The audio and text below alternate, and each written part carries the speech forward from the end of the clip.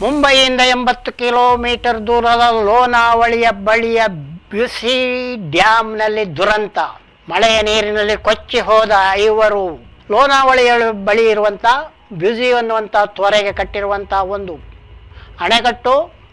ಮಳೆಗಾಲ ಬರುತ್ತಲೇ ನಗರವಾಸಿಗಳು ಅಲ್ಲಿಂದ ನೀರು ಹಾರುವುದನ್ನು ನೋಡಲು ಬಂದು ಸೇರುತ್ತಾರೆ.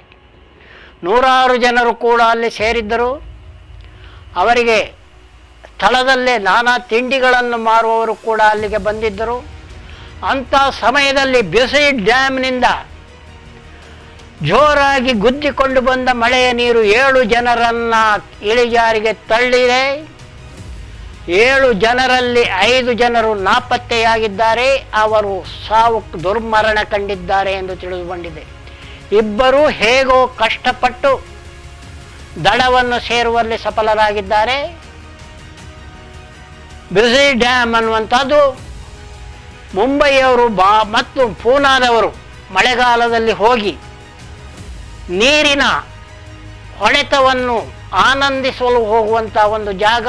ಆದರೆ ಆಗಾಗ ಇಲ್ಲಿ ದುರಂತ ನಡೆಯುತ್ತಿದ್ದರೂ ಕೂಡ ಡ್ಯಾಮ್ನಲ್ಲಿ ನೀರು ಹಾರುವಲ್ಲೇ ಜನರು ಹೋಗಿ ನಿಲ್ಲುವುದು, ಕಾಲು ಜಾರುವುದು ನಡೆಯುತ್ತಲೇ ಇದೆ ಎಂದು ವರದಿಯಾಗಿದೆ.